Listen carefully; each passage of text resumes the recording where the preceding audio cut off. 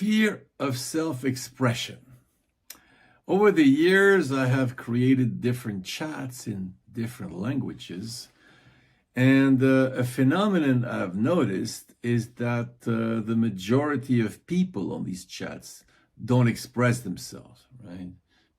I would say there's not even 10% of the people who express themselves.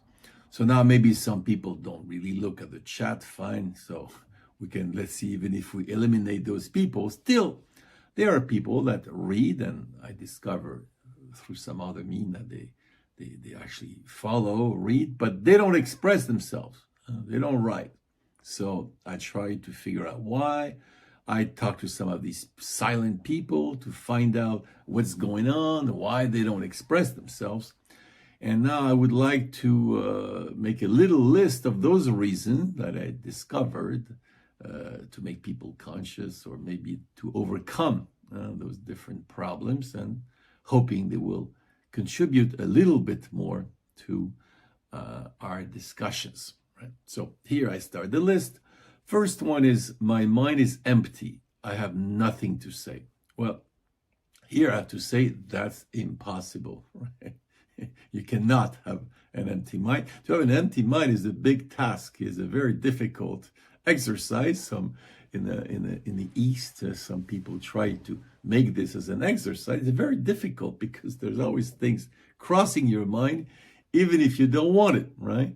So I would say it's just a bad habit of being passive, of a passive mind, where actually you have a permanent mental flux of associative thinking, some chaotic ideas that follow one another, a permanent movement of uncontrolled ideas, right? But people, because they don't look at it, they're not conscious of it, they have the impression their mind is passive, and they say, I have nothing to say. People who are more conscious already, they say, my mind is chaotic. That would be the second reason. And then actually they're indecisive. There are lots of ideas in their mind who come about quickly, very diverse, and they don't know which idea to seize, to hold on, and to express. As soon as they would like to do that, another idea comes. And so it's very chaotic in their mind. Yeah. So third reason is, I will be criticized. Now, for some people, to be criticized is absolutely horrible. Probably they're in pain, they have a bad self-conception, they criticize themselves a lot already, and they don't want to add to their self-criticism the criticism of someone else. So they're very allergic to criticism. For them, it's an unbearable phenomenon. They get upset, they get into fights, so they prefer, not to say anything, because they don't want to take the risk of being criticized. And of course, a human being easily criticizes ideas of other people because it's not theirs. So if you don't want to be criticized, you simply don't dialogue. The fourth one is a bit the same, but there's an emotional issue as well, which is, I don't want to be attacked. Some people, they see that some get angry and that, and they're terrified at people who get upset and angry, irritated, even when it's for the others, it makes them nervous. They say, it makes me nervous.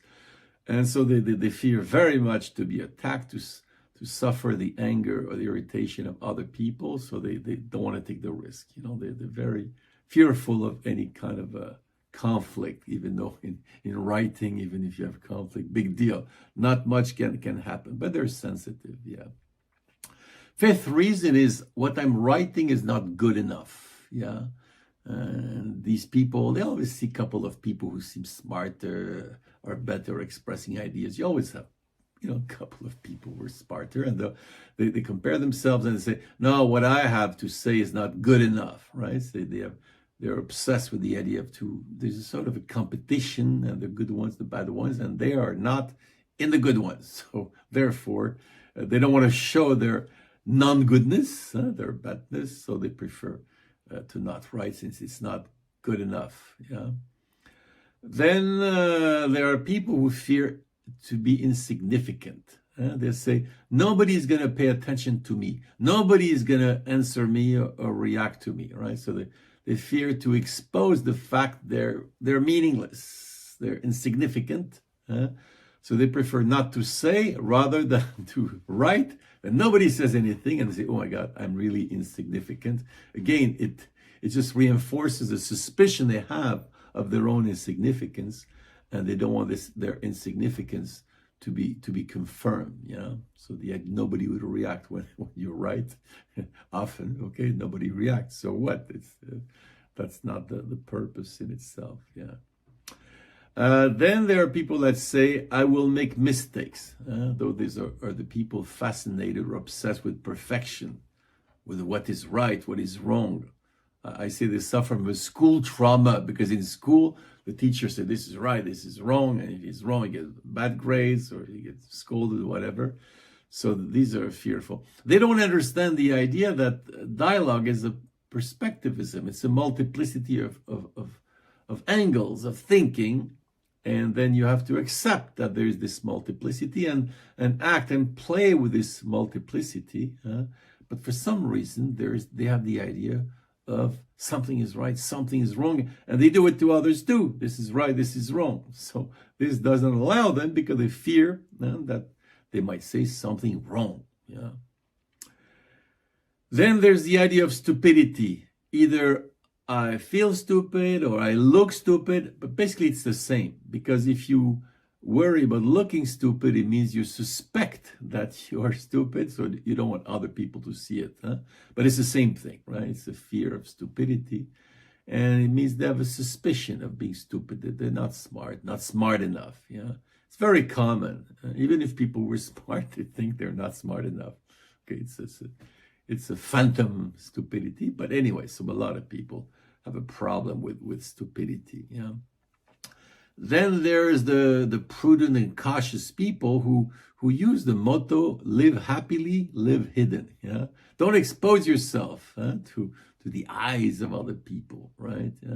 You'll be judged, you'll be whatever. So if you want to be happy, hide in your little corner, don't show yourself, don't, And this way, nothing will happen, so they don't exist in order to be happy, which is a bit of a contradiction or paradox, but that's the way they think, Hiding is the solution, even though they don't feel very good in this permanent hiding, Then there is the ridicule, people who are scared to be laughed at. They for them to be laughed at is the worst thing in the world, they fear ridicule. They don't know that there's a motto, at least in French, that ridicule doesn't kill, right? For them, yes, ridicule kills. If you're ridiculed, that's it. That's the end. You're sort of a symbolic or psychological death, so they fear ridicule. Then there's something more cognitive. It's people who say, I don't find the words. You see, they have intuitions, more or less. Intuition is vague, it's an impression, but they cannot give shape they have a hard time giving shape to their intuitions, either by lack of practice or by fear or whatever. So they don't finish, they just start. They have a little intuition, but they don't do the work. They don't, they don't, like a sculptor who would have an idea of a sculpture, but he just stays with the idea, he doesn't touch the stone, right? So they say, I don't have the words, which is a bit of a strange thing. Say, you don't speak the language, but they don't have the words, Then there is the self-sabotage, right? Now, self-sabotage are either people that don't start writing, not at all, not even the first word, or they start writing, then they abandon, or they write and then they erase what they write. No. Or again, they write, they finish, but they don't send it, They sabotage it. They don't complete their gesture, right? They self-destroy, abort, like in the, Anyway, so this self-sabotage, And lastly, the utilitarian argument. It's useless. It's time, it's energy for nothing. There's nothing to win. It's tiring. So these are people that want to do something because it's useful, They see a painting and say, what's the use? They see a flower, what's the use, right? So they're obsessed with usefulness. And of course, when you participate in a dialogue, it's true. What's the use after all, if not just the pleasure of thinking, of exchanging idea? But these people, they want to find some usefulness to their action. They suffer from what I call the vacuum cleaner syndrome. They have to be useful, otherwise they get thrown away. Yeah.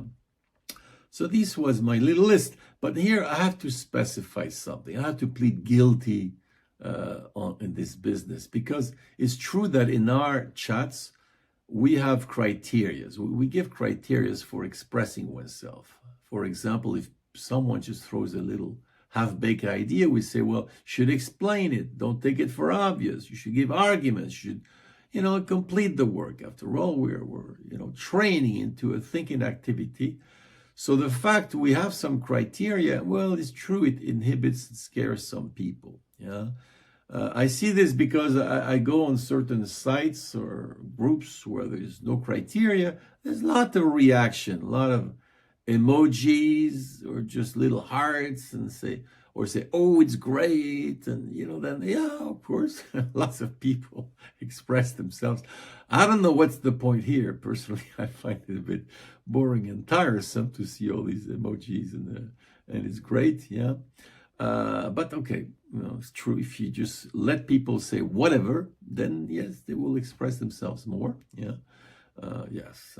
In fact, certain sites, the groups, they eliminate any critical commentary. They have people that regulate that. Anything negative, either people get kicked out or they erase their post. Yeah, because you need positive thinking. Personally, I think it's quite infantile, because critical thinking is a fundamental part of thinking, of growing up, or facing the world. But anyway, so if people feel protected, they can say anything, let's call it any nonsense. Yeah, then okay, then they'll do it, right? It's true, but okay. The problem here, I'm not really ready to just have bunch of people just sending emojis. Would find it quite boring, not interesting. Yeah. So if I have a choice, I prefer less people write, and it's more thoughtful. Yeah. But anyway, so what I hope is that by explaining all this, people will become more conscious of their own inhibition, because a lot of people are not really conscious about why they don't write, and they just have some internal fear. And maybe they get over it and they can manage to take the risk of writing something. Okay, so that's it for now.